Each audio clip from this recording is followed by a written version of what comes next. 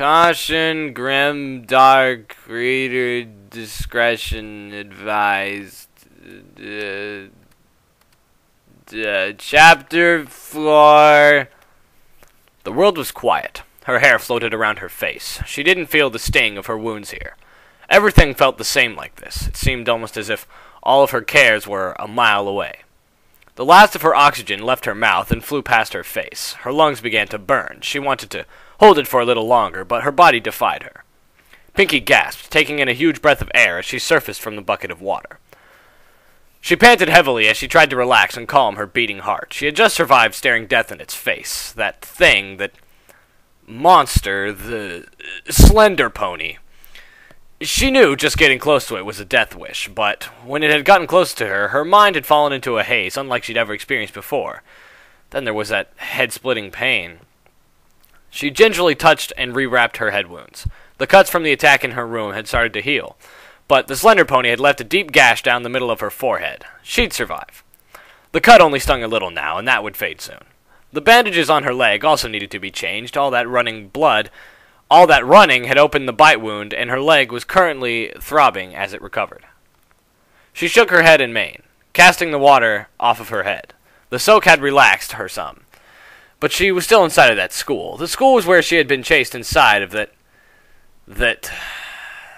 The only word that came to her mind that could describe it was an other word. Oh my...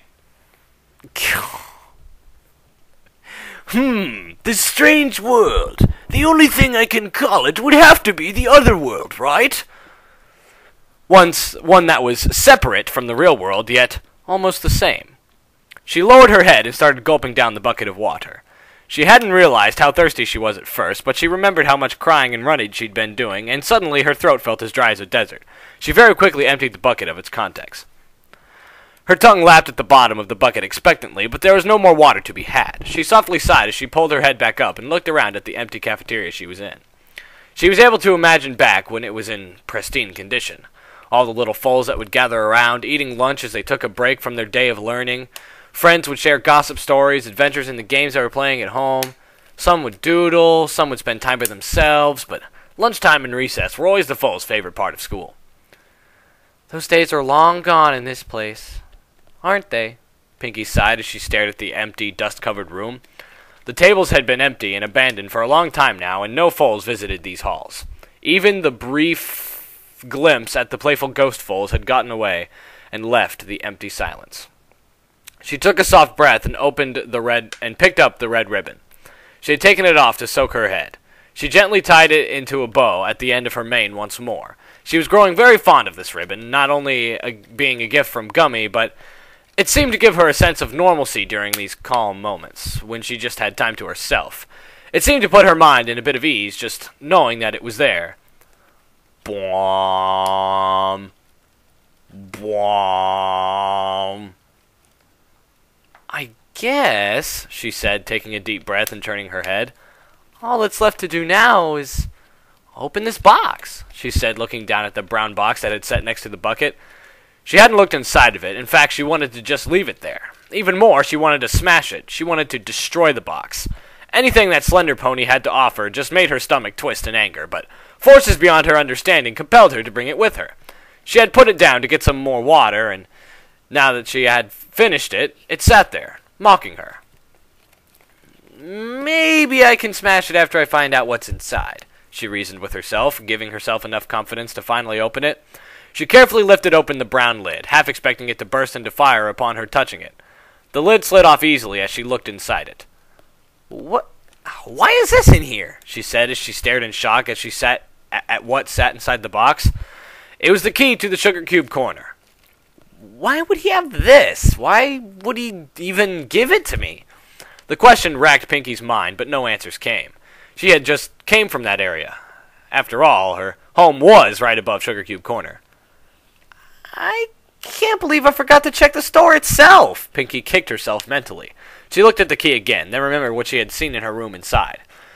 No, I can't believe I didn't check it. Not after that filly attacked me. I did want to get out of there as quickly as I could. She carefully picked up the key and placed it in her bag. She had to go back and find out what had happened to Sugar Cube Corner now. She then carefully replaced the lid on the brown box before picking it up and dropping it on the ground. She lifted her good leg and smashed the box under her hoof. It let off a satisfying crunch as she crushed it.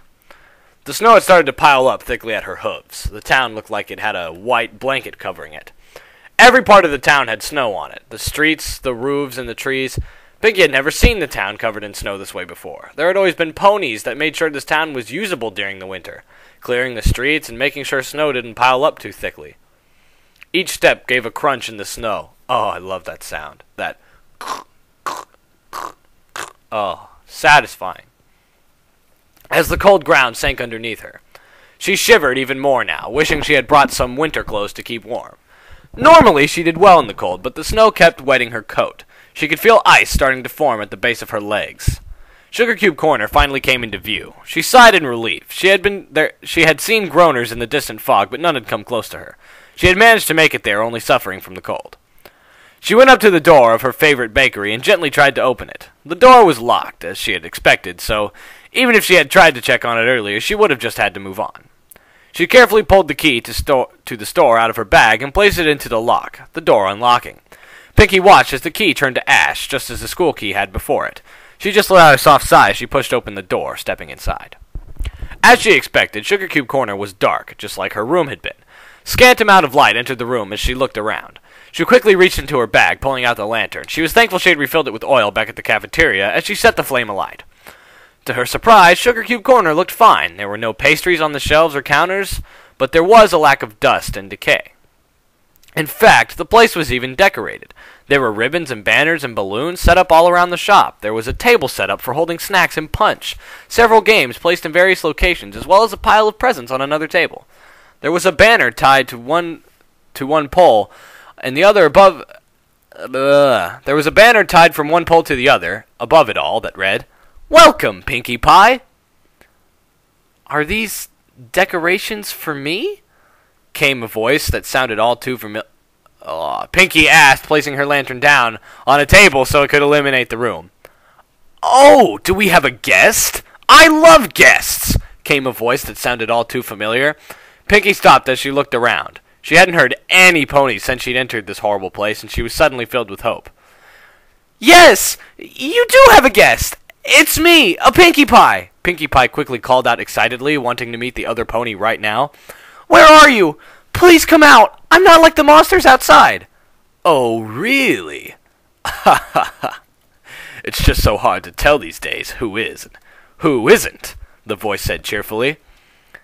"Please, will you come out? I'd really just like to see your face," Pinkie said. She didn't care that the voice seemed to sound familiar. She just wanted to see the pony.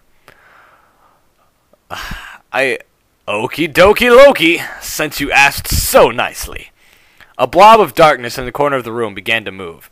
It seemed to manifest into a form of a pony before Pinkie's eyes. The shadows surrounding the pony faded as light soon gave her a form. Pinkie gasped in shock, covering her mouth with a hoof. "What's the matter? You seem surprised to see me. You said your name was Pinkie Pie, right? What a coincidence! My name's Pinkie Pie, too!" There was no doubt about it. The bright pink coat, the frizzled-up curly mane and tail, the blue and yellow balloons for a cutie mark, the bouncing, bubbly attitude. It was Pinkie Pie. Okay, so since this is a copy of herself, I'm going to go back. No, that'll just take up time. I'm going to read her in a more demonic tone. I'll try anyways. "But that's going to get confusing if we both start calling each other Pinkie Pie," she explained as she stopped bouncing for a moment, thinking about. "We should give you a nickname." "What? But I'm—" Pinkie couldn't think of anything to say. Why was there two of her? And this Pinkie didn't seem to be suffering at all from any sadness or despair. She wasn't covered in bandages, and she didn't look hurt. This Pinkie looked exactly like she did before the nightmares had started to affect her, and this town wasn't helping her. "Oh, I see. Your hair is down. Does that mean you're sad? You must be. The only time any hair goes down is when I'm sad. Well, we can call you Sadie Pie." The happy version of Pinkie bounced again. "Why are you sad, Sadie Pie? Did someone steal your sweets?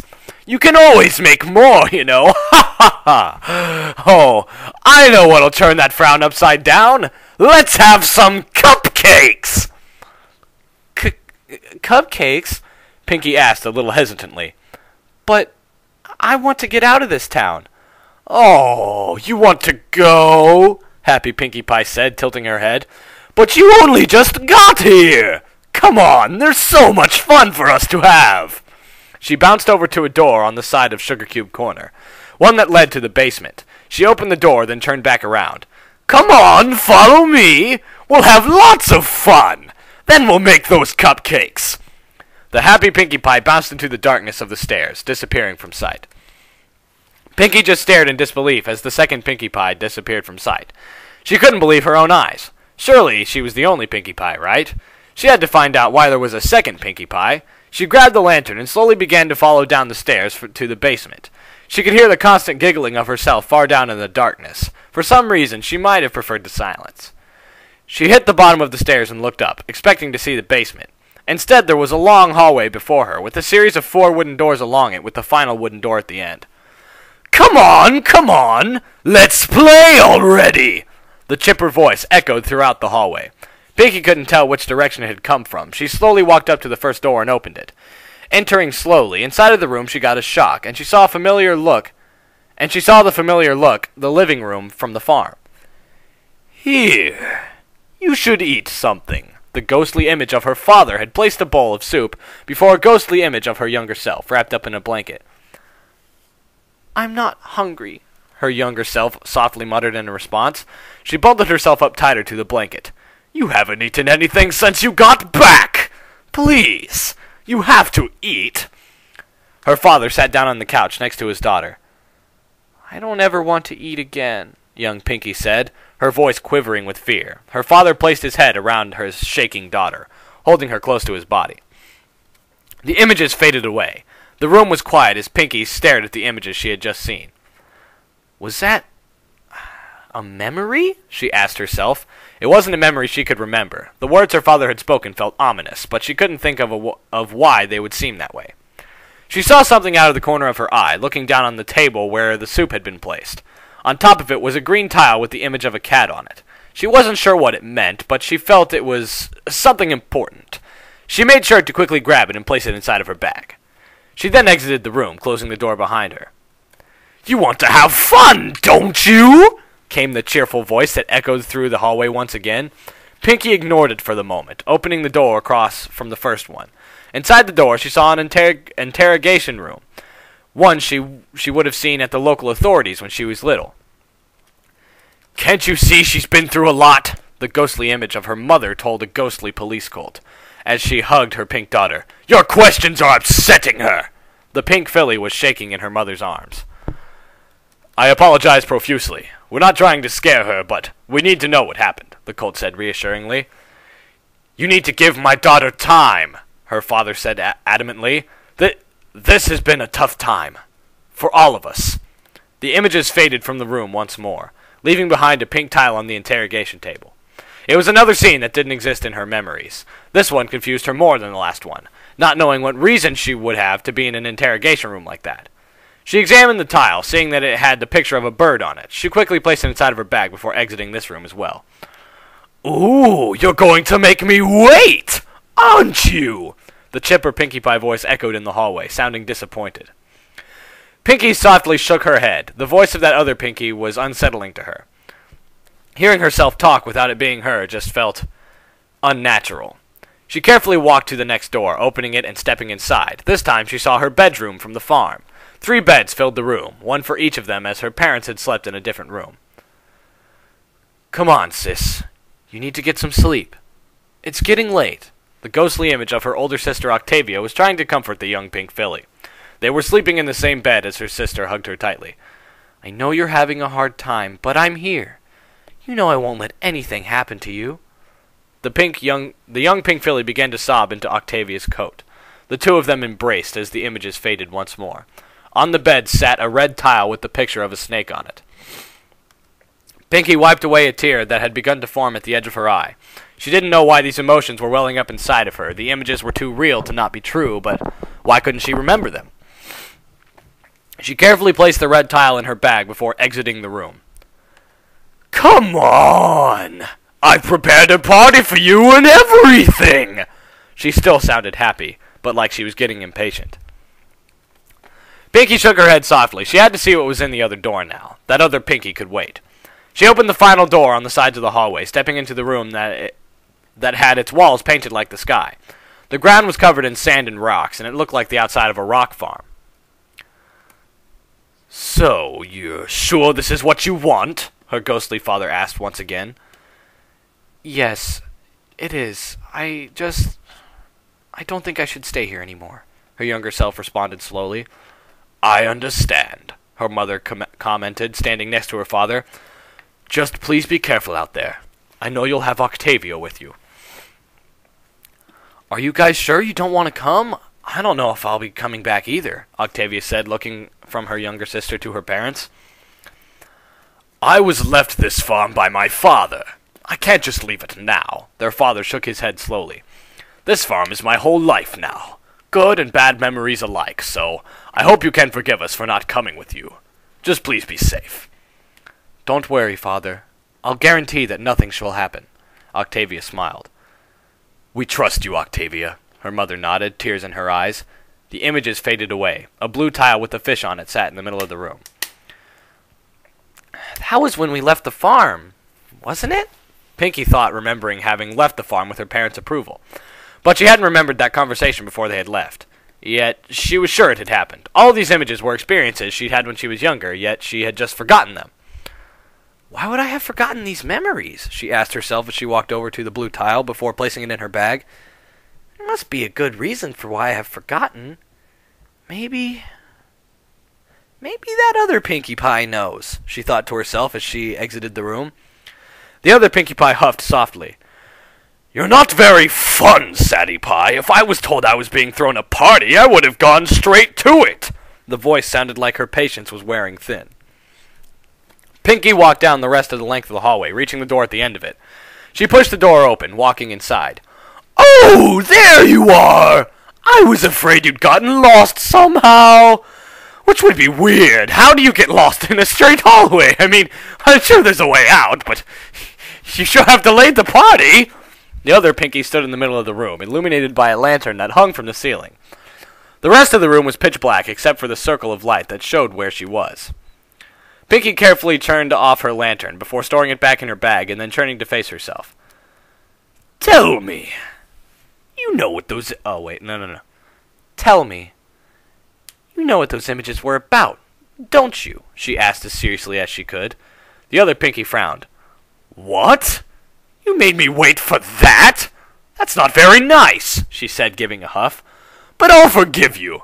After all, now that you're here, we can have that fun together." She bounced happily. "Please! I want to have just as much fun as you do, but I can't enjoy myself until I find some answers." Pinkie shook her head. "What happened to Ponyville? Why are there monsters? Why am I seeing the things I'm seeing? I want nothing more than to go back to throwing parties and hanging out with my friends." She lowered her head a little. "But I can't. Not so long as all these questions are eating me up inside." The other Pinkie stopped bouncing and just seemed to frown. "Fine. I see how it is." The other Pinkie turned around. "I guess I'll just have to remove that sadness from you, Sadie Pie." Pinkie blinked in confusion. She had no idea what the other Pinkie meant. But she hadn't answered any of her burning questions.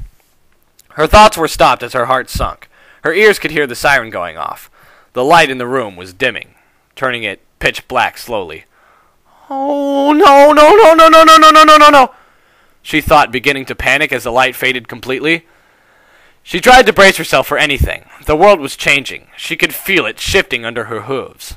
As the siren began to die out, the lantern began to flicker back to life, re-illuminating the spot where Pinkie was standing. The ground around them had turned into a rotting, grime-covered floor that had appeared the first time she had heard the siren. The other Pinkie Pie was still standing where she had been. The only difference now was that she was wearing a strange dress with wings. As the other Pinkie began to turn around, the phonograph began to come to life with static. "You know," the other Pinkie spoke up, "playing with myself really might not be as most fun as I'll ever have." She let out a soft chuckle, turning around to fully to give Pinkie a full view of the outfit. I'll have to make it last. But all things do come to an end. Pinkie stared at the outfit, beginning to notice details about it she wished she hadn't. The wings on the back, 6 in total, were each a different color, and they were crudely stitched on. Around her neck was a necklace with multiple unicorn horns dangling from it. The cloth her dress was made out looked like a patchwork quilt made of leather. Each square of the dress had a different cutie mark on it. "Ooh, do you like my dress?" The other Pinkie noticed her gaping stare. The other Pinkie angled her body to show it off better. "I'm so glad you like it. I worked very hard to make it. It wasn't easy getting everything to be so intact. Ponies really do like to squirm, you know." She laughed as she gently played with one of her wings. "I'm quite proud of how it came out, too, but I must admit, I can see something I can add to it that I would like to make it even better." The lantern grew brighter, illuminating more of the room, revealing a table that had been hiding in the darkness.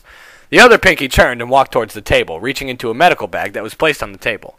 From the bag, she pulled out a large, sharp butcher's knife. "Now be a good pony and hold still, will you? I don't want to mess up that beautiful cutie mark of yours," the other Pinkie said as if it were a natural thing, before putting the butcher's knife in her mouth. The phonograph began to let out its wailing rings. Pinkie's heart felt like it had stopped. She couldn't even comprehend everything that this other Pinkie Pie was saying, but it was very clear that the other Pinkie Pie wasn't going to give her a chance. As the other Pinkie began to charge full gallop at her, the other Pinkie appeared to be aiming for her legs. You should, give her a name instead of calling her Other Pinkie, because I hate saying that. It just doesn't... I feel like Pinkie Pie. It just doesn't feel right coming from someone that's not her. She jumped out of the way. As the knife came close to cutting deep into her, she tried to back up away from the other Pinkie, into the darkness when she hit something hard. She looked behind her, as if following her eyes, the lantern hanging from the ceiling glowed brighter, revealing the entire room to her. She had run into the dried remains of a pony hanging from the ceiling by a butcher's hook. She jumped away, not wanting to even touch it, as her eyes quickly began to see the decorations of the room. She felt her stomach reach her throat. Pony bodies hung from several parts of the room. Their bodies dried and caked pools of blood lay underneath them. Skulls decorated the walls, while the furniture was made up of bones and skin. Balloons floated that were dyed with blood. Streamers and ribbons had been given the same treatment. Piles of body parts and organs lay stacked in the corners of the room. On the table with the medical bag, appearing from the darkness that it had hid before, was a plate, adorned with 4 fulls surrounding it. There was a pile of cupcakes in the center of the plate. Her ears twitched as she heard the galloping of hooves and jumped into the air, as the sound of a blade being swung struck the body she had run into. Pinkie ran away from the twisted version of herself, panting heavily as she galloped to the other side of the room. She turned around, watching as the other her pulled the knife out of the body. "Sadie Pie! This isn't any fun if you just keep running!" the other Pinkie said cheerfully, pulling the knife out of the body. "I admire you, though! You have the will to fight! I like that in a pony!" She chuckled happily as she placed the knife back into her mouth. The other Pinkie said everything in that same happy voice. It terrified her, thinking that such things could be said with such a happy tone. That Pinkie had every intention of killing her, and not quickly. It was obvious she wanted to make it a slow, painful process. The other Pinkie was charging again. She could dodge it from this distance, though. She jumped out of the way, avoiding Pinkie. "Ah!" she cried out as searing pain sailed across her right leg. She stumbled away as she looked at the other Pinkie, who was giggling, blood dripping from the end of the butcher's knife. The other Pinkie had tilted her head and changed her direction when she had dodged. The knife had cut deeply into her leg. She could feel the blood trickling down her leg. With a playful hoof stomp, the other Pinkie broke into another charge straight for her. She mustered all of her strength to jump away again. "Ah!" She let out another painful cry as a gash cut down her back leg, causing her to trip and collapse onto the ground. Her leg twitched in pain as the gash reached diagonally down half of her leg. She was severely bleeding now. The other Pinkie was able to maneuver too well for her to dodge. The attacks had all but immobilized her movement now. "I give you an A for the effort, but a C in the execution. That gives you a good round B."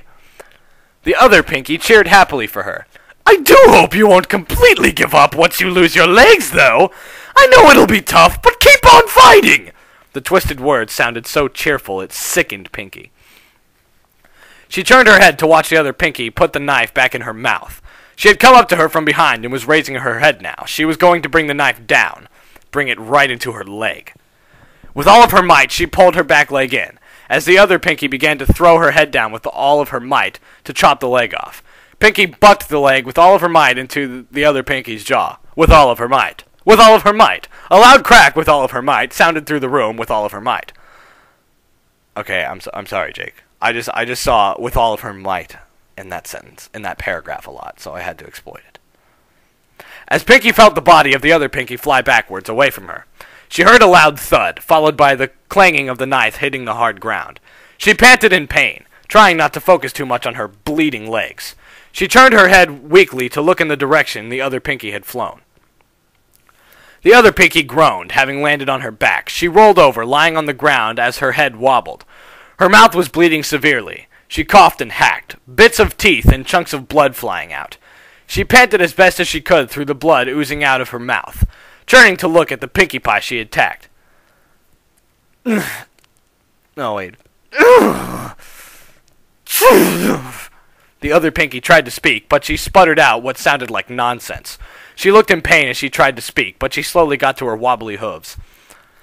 Pinkie slowly got to her hooves as well. Putting weight on her injured leg made her body cry out in pain for relief, but she did her best to silence the cries. Finish you! The other Pinkie sputtered out more blood, as she gripped the butcher's knife as best she could with her hoof, dragging it along the ground as she began to walk towards Pinkie. Pinkie took in sharp breaths of air as she concentrated on the vile pink mare before her. The other Pinkie began to pick up the pace, before going out into a full-on run straight for Pinkie. She seemed groggy, but determined, to bring that knife down into Pinkie's flesh. Pinkie had aimed the uninjured half of her body at the other Pinkie Pie, bringing her hind hoof up once more. The butcher's knife was raised into the air, sparks flying as it had scraped along the ground. The frantic rush of the other Pinkie was closing in, ready to strike down. For a moment, everything seemed to hold still. Right on the edge of death, two forces that never should have met collided. The butcher's knife flew through the air, impaling itself into the ground. A loud crunching sound broke through the air. Pinkie's hind leg had struck, landing with all its might straight into the victim's throat. The other Pinkie's eyes shrunk as her windpipe was crushed, her forward energy being matched by the stopping force of the kick. Her body betrayed itself and swung itself free of the ground, her whole being shifting out from under the power of the kick and hitting the ground with a hard thud. That Pinkie jerked and twitched on the ground as it tried with all its might to get air from the broken windpipe, only to be filled with blood that poured freely from the neck. She jerked and squirmed as her eyes rolled into the back of her head. It seemed to last for an eternity, but the body finally stopped squirming as life escaped it. The only thing that could be heard was the loud panting of Pinkie Pie. Her phonograph had gone silent. She stared at the corpse that lay before her. She saw herself dead, killed by her own hoof. She seemed to be numb to the pain that was trying to course through her body, her mind beginning to fall into a haze from the amount of blood she was losing down her legs. It seemed insignificant at the moment. All she could do was stare numbly at the lifeless body before her. Nothing else seemed to even exist in the world. However, her mind finally began to receive the signals her body was sending. She needed medical attention. Her legs became shaky as she finally began to take her first step. She limped, putting as little pressure on her injured legs as possible, over to the medical bag. She carefully pried it open, looking inside. There were many sharp instruments, scalpels, syringes filled with a strange liquid, even a saw for cutting bones. However, she saw a roll of gauze bandages. She carefully grabbed it, pulling it out of the bag. She unrolled the length of it, before carefully but tightly wrapping it around her wounds. She wrapped slowly but surely, wrapping up the large cut in her hind leg, then the smaller cut on her front leg. The bandages quickly soaked with blood, but they would seal her wounds for the time being. She placed the remaining gauze inside of her bag and then turned towards the exit. She slowly limped her way back into the grimy hallway, walking past the steel doors. She carefully began to climb up the stairs, her wounds slipping once or twice due to the grime that had grown all over them. The climb was slow. Her body ached with pain and exhaustion, but she made it to the top. She slowly walked across the rotting floor of Sugar Cube Corner, heading straight to one of the grime-covered counters. In a dry spot on the counter sat a brown bottle. The label of it called it a health drink. Oh! Gotta get my healing potion! Pinkie's dulled mind pulled the cap of it off with her mouth before taking it and drinking the whole thing. The drink tasted like a mix of bitter herbs and strawberries for flavor. It was a lot like drinking medicine, but her body was grateful to have the liquid inside of her. She placed the empty bottle back down on the counter and slowly trudged to the middle of Sugar Cube Corner. She laid down, panting heavily, as the haze of her mind finally came to a stop as she went into an uncomfortable sleep. Well, 30 minutes. I don't know. That was kind of anticlimactic. I mean, there was combat, but I would like it if that battle lasted a little bit longer. But oh well, beggars can't be choosers. You know? It was good. It was still good, though. I'm not saying it was bad. It was still good. It was still good. And I appreciate the work that Jake put into it. But Chapter 5 will come tomorrow, and that'll be that.